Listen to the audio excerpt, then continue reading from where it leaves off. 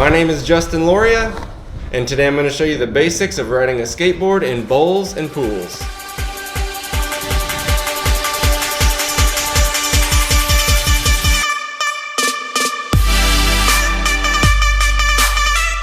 So before we get started, first take a moment to check your trucks and make sure that they're loose enough to be skating in a bowl. You can do this by standing on the board and leaning on your heels and then on your toes.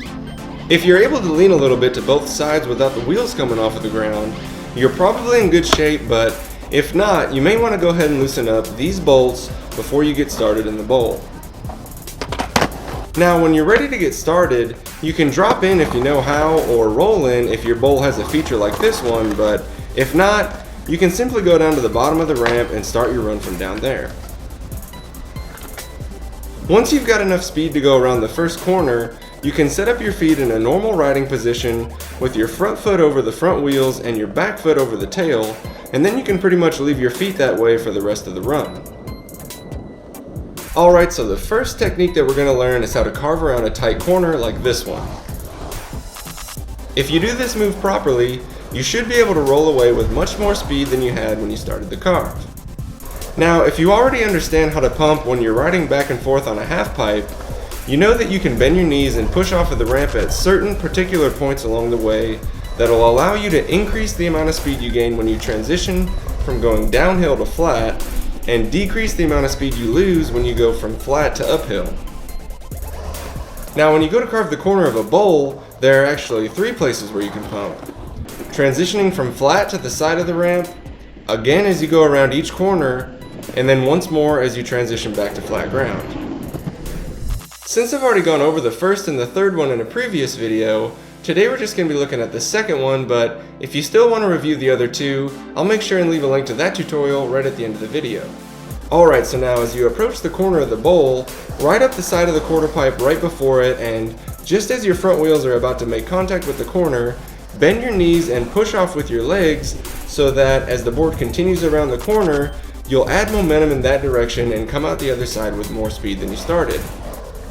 Now some tips I have for you as you learn this technique is to start out carving these corners slowly and just hitting the bottom part of them at first, then slowly increasing your speed and height as you get more comfortable with it. The faster you're riding, the higher you'll end up going in each of the corners of the ramp. Also, a lot of people find that the backside carve is easier to learn than the front side carve since you're able to look down at the bottom of the ramp the entire time, so you may want to start with that one first. Alright, so now that technique will work great for quick 90-degree turns, but it doesn't quite hold for big flowy circular ramps like this one. The best technique for this case is to treat it like somewhat of a hybrid between a straight quarter pipe and the corner of a bowl. Approach the ramp diagonally this time so that you have some upward momentum and some sideways momentum as you perform the carve, as opposed to pure sideways momentum like you did when you went around the corner, and keep your eyes focused on where you want to go.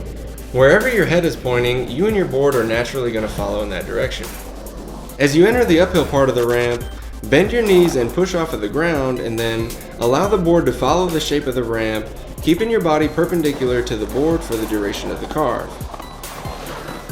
Now, unlike before, during this carve, you won't feel like you're getting that big of a boost as you go around the corner, but rather just maintain your posture as you ride around it, and then on the way back down you can add in another pump to help increase your momentum again as you transition to the flat part at the bottom of the bowl. Once you have these two techniques down, you can experiment with different lines through the bowl to find out which ones will give you the most speed. Alright guys, so I hope you learned something from this video, and if you did, go ahead and hit the like button and the subscribe button before you go, and as always, never stop improving.